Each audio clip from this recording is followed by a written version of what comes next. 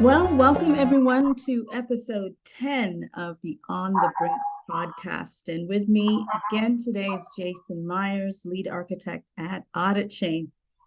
And Jason, the hot topic for this week, I'm hoping you can help us demystify Merkle trees and proof of reserve.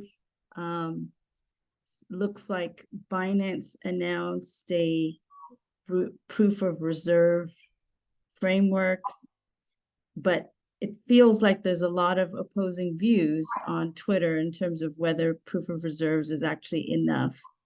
And also, um, not a lot of clarity around Merkle trees. So maybe you can help um, provide us some 101 on Merkle trees. And I'd love to get your opinion on proof of reserves. So Merkle trees are a data structure. In cryptography, Bitcoin referenced Ralph Merkle's Merkle trees, right? In each block, there is a Merkle tree that refers to all of the transactions and everything relevant in that block. There's a header and a footer of a block, and the header and the footer refer to the previous block and then the next block as well. Hence a chain of blocks, right, that are cryptographically chained together. So a Merkle tree is a group of proofs. The Merkle root is the root that references the other hash values that refer back to more information, to put it very simply. And a proof of reserves is only a proof of state, but only of the balances contained in all of the customers' accounts, right? And that's not sufficient to give confidence, right? You not only have to have a proof of the balances, right? The word reserves is a misnomer also. So banks have a reserve in the fractional reserve banking system. The fraction is 10%. So when the bank borrows from the Fed window $1 billion, let's say, they can lend out $9 additional billion. Right. That's the fractional reserve banking system. When you deposit crypto in a crypto exchange, you don't know what their reserves are. Right. And a proof of reserve leaves a lot of unanswered questions. The other thing is that on a bank's balance sheet, right, there is assets and liabilities. The bank, yes, the bank owns your money, and they state it as an asset. But they also state it as an offsetting liability, right? Right. But they are, a bank has its custody environment audited as well as its financial statements audited. As a customer, why should I care about the bank's reserves? All I care about is, do they have the money I put in? As far as the bank has 10% of the money you put in because they loan your money out. They're only required to keep 10% plus a cushion that's governed by international banking regulations, right? So what, and for crypto, like, how do they prove that if we all want to withdraw our money, that they have it? Well, they can't prove it yet. Proof of reserves it excludes operating liabilities because the exchange is an operating entity. It has a custody environment, and then it has an operating environment, right? Only a stable coin has only a custody environment. Right. Proof of reserves is appropriate to gauge the reserves because all they're doing is when $1 goes in, one token gets minted. And when one token gets redeemed, it gets burnt and the dollar comes out of the bank. Okay. So those two items are safer to rely on in a proof of reserves attestation. You can't do that with a bank or an exchange, because an exchange, I mean, when you really think about it, it's structured like a bank. Its custody environment involves cold storage and hot wallets, right?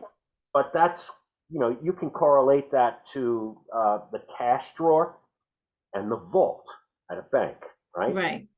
So for people who are listening that might be, just getting into crypto and are attracted to the car crash that happened 2 weeks ago.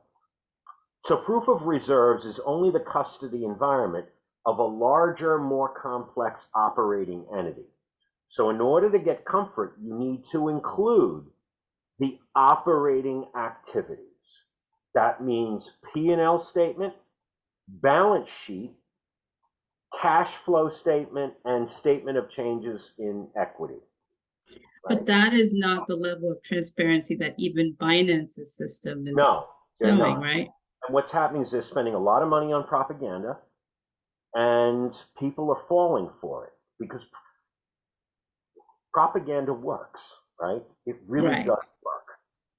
Media and narrative will convince people to believe in something that isn't really true. Now, it's a good start, but that's all it is, right? We will not end there. So this recovery fund, you believe it's part of like sort of a damage control, trying to reassure the market that the rest of the market is stable and that FTX is just a one-off? Or well, the recovery fund has nothing to do with proof of reserves. Did he actually deposit $1 billion in cash into a segregated account solely earmarked for bailing out other people? Your guess is as good as mine, right? But you mentioned propaganda. Do you see them as all part of this campaign to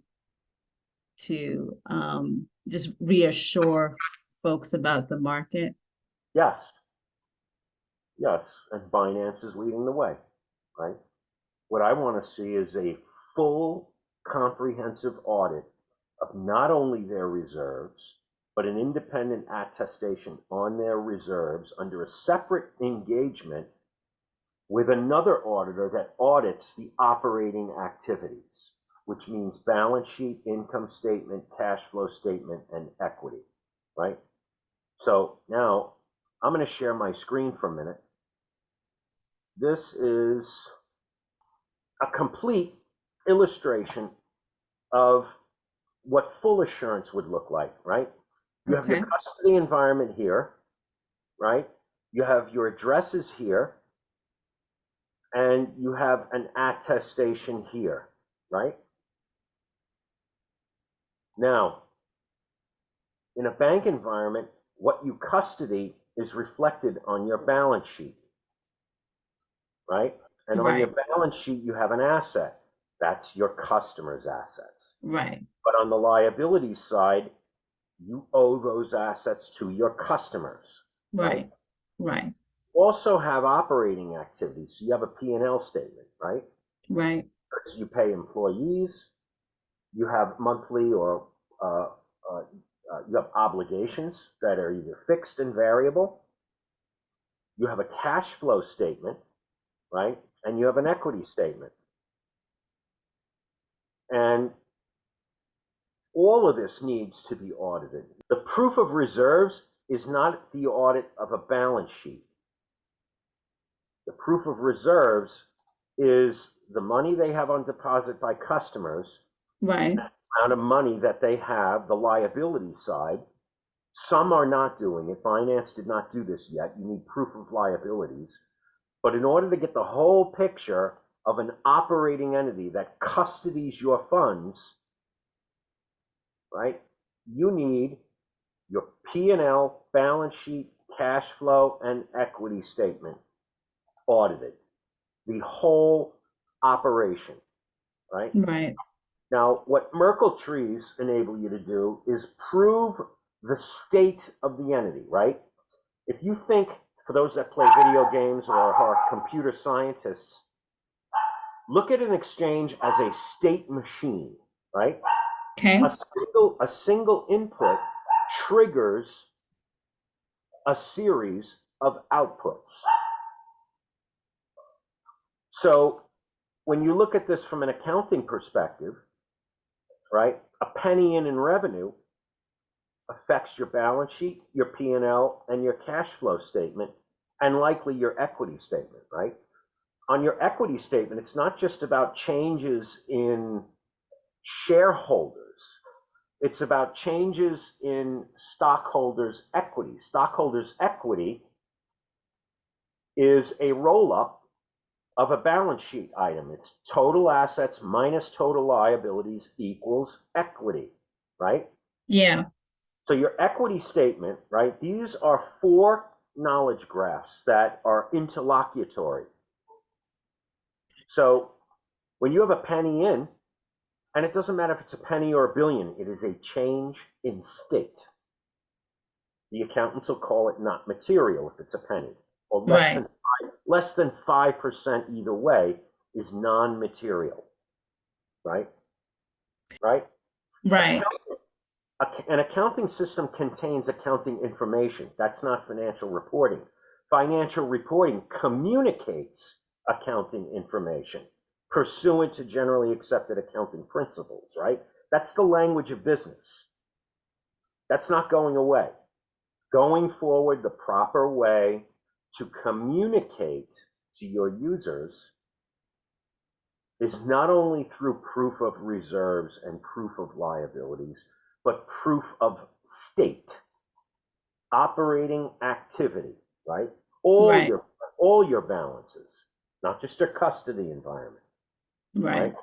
So this is our philosophy and how we do this. We built a system that not only records Merkle roots going all the way back to when transactions occur, but through the accounting system and out through your disclosure control architecture, and then out to a validation cohort that validates your state, right? Changes in state. Normally, a regular corporation communicates changes in state on a quarterly basis, which is reviewed by one independent auditor and then audited by one independent auditor every year, right? Our goal is real time, continuous, so that, and it includes all 4 financial statements with footnotes and disclosures, along with your proof of reserves, right? So proof of reserves is really just one element. Could the exchange leverage Auditchain's technology to give a more transparent view of their state? Very much so. Very much so. Everybody's starting with proof of reserves. There's one accounting firm that is making attestations on reserves, right? Right. It's a great start. They were the first to do it. And for those that don't know, it's Armanino. Unfortunately, they did get snagged in this FTX explosion. Right? Were they an accounting firm they were using? They were the auditor for FTX.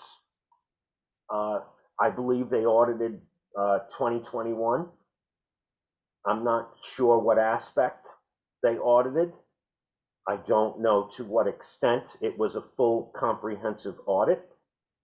I think the best thing to do is to read John J. Ray's declaration, which, I mean, everybody has a copy now. Yeah. Because he made statements, but he said you shouldn't rely on them. And FTX is a bad example, but they can't have done a great job. I don't want to go into what they did or didn't do because I wasn't in the room when they performed the audit. Okay. So the other thing is that a comprehensive audit under normal engagement standards does not involve 100% of every transaction. They take a statistical sampling only, and if they see an anomaly, they will escalate to a higher percentage of transactions across your chart of accounts. Yeah. And across transactions in each account, right? A statistical sampling takes a square root of all transactions, right? Some accounting firms measure it differently, but there is a standard by which they do it. And if there's an anomaly that's detected, they increase the percentage of transactions and accounts under review. That's how they make their assessments, right? The other thing is that accounting firms have a myriad of committees, risk committees, ethics committees. So, when they engage a client, they want to go as far as they can. We have a saying, if you dig 6 feet, you'll find 2 bodies. If you dig another 6 feet, you might find 40 more. Right. If you keep digging, you might find something that might require you to withdraw from the engagement, right? So, and if you find something, you don't say anything or withdraw from the engagement, there's a likelihood that in a court of law, they can prove you had knowledge of wrongdoing and you didn't say anything. And that's what happened to Arthur Anderson, right? But that implies that accounting firms are incented to not dig. Like I said, if you dig 6 feet, you'll find 2 bodies. That's normal. If you dig another 6 feet, you might find 40 more. Stop digging. Okay? And you also mentioned that they don't have a view of 100%. They're taking statistical sort of Sampling. Yeah. I mean, given the importance of the sector, shouldn't technology be able to give us 100% view? Well, they do, because chains are easier to scrape by an auditor, and there are I forget who, they came up with, they all run full nodes. No. They all run full nodes, so they have every single transaction, right? Okay. But keeping records inside of the enterprise of each transaction, meaning the metadata. You can look on chain, but that's an address, an amount, and a timestamp, and a counterparty. What it doesn't say that it was a payment for a refrigerator for the kitchen, right? Right. Or it was, the purchase of 20 computers or servers for a data center, right? That needs to be recorded in an accounting system, right? Right. And no accounting system has the ability to capture crypto transactions and apply accounting logic the way a general ledger is able to inside of a traditional accounting system. So most firms, they run their accounting systems serially, right? So, and there's a few crypto accounting systems that integrate with traditional accounting systems. But you capture the chain data, your CFO or controller is supposed to record what each of those transactions were for, when they occur, and then integrate them into a traditional accounting system where your logic lies, right? Because accounting logic is extremely important, because your accounting logic is what enables you to keep correct, accurate, and logic-based records, right? It also helps you in financial reporting, because your logic in your accounting system gets inherited by your disclosure, your financial reporting system, right? So, and anyone that keeps custody of somebody else's money should report to those people at a bare minimum, right? Coinbase is the only company that not only audits their custody environment, but it files all 4 financial statements under an audit and files them with the SEC. If anybody wants to look and see what a full-fledged, comprehensive, audited set of financial statements look like, go to the sec.gov and read. People should read these financial statements, if only to get an idea of how they're structured, what's in there, right? Affiliated relationships and related party transactions must be disclosed, right? I wrote an article the other day, right? If you want to have an open relationship with your users, right, then you should tell the truth, right? Yeah. So, Is this only relevant for centralized exchanges or? well, it's not really that relevant for DeFi protocols because there is no CFO or controller. Yeah. It's an array of smart contracts that are programmed to perfect borrowing and lending and to liquidate based upon collateralized thresholds, which are set by the community, who can change those thresholds. And during this whole fallout, those protocols, the weather's beautiful, 75 and sunny. Systemically, everything is fine. So what is the case for using centralized exchanges then? I mean, a lot of people are familiar with centralized exchanges. That's usually their first experience when they purchase crypto in this case, right? They all have a very similar interface as a stock order management system, or an options order management systems, or an FX order management system. Right. Very, very familiar user experience. So, the user experience on DeFi protocols is still improving. They've come a long way, but they're still improving, right? There are some order management systems that are put on top of a decentralized order book exchange as opposed to an automated market making contract like Uniswap. You can see the order book, right? Mm-hmm. The bids and the offers, right? Yeah. But it's, their addresses, and everybody keeps custody of their own funds. So when the order is executed and matched, the crypto goes to each of the respective addresses, right? Right. That's likely going to become, that's a really good direction for user experience to accommodate newer people coming into the space, assuming that they learn all about self-sovereignty, right? Keeping custody of your own funds in your own wallet. So do you think that organizations will adopt this more comprehensive approach to proof of reserves, or? It's a good start, but it's not enough. It's nowhere near enough. It's a good start. We've been working on the comprehensive proof of state for almost 6 years. So, and we're just about finished. We're running a lot of tests right now, and the timing is actually perfect. I'm sorry that it had to be, this event had to happen to a lot of people in order for people to finally understand what we do, right? Because it went over the heads of a lot of people in crypto, and communication has been one of our biggest challenges. But now they understand better. So if an organization wants to maybe be a beta tester for this particular functionality, how can they get involved? Well, they can reach out to us over social media,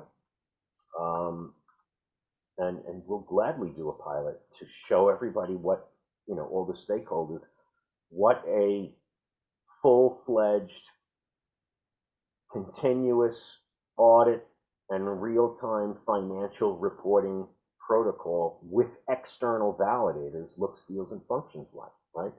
Because what we're actually doing is we're turning an organization into a blockchain, its auditors into its validators or miners, and its 4 financial statements into its block explorer. Is the simplest way I can put it. Very cool. That was a very understandable way of putting it. Anything else you'd like to add on this notion of Merkle trees and proof of reserves? People should learn about it. Start with R.C. Merkle, the reference in the Bitcoin white paper. Read his paper, right? And then read the papers that he cites. Read the science. People don't read. They prefer propaganda. The best they can do is clickbait and headlines, but that's not going to educate people. Well, folks don't want to feel the pain of financial loss, so hopefully there'll be more people educating themselves. And with that, I think that's a great way to end the podcast. If you're watching us on YouTube, we'd love to hear your comments. If you're listening to us on audio, thanks for joining, and we will see you next time on the On the Brink podcast. Thanks, Jason. Thanks, Yoli.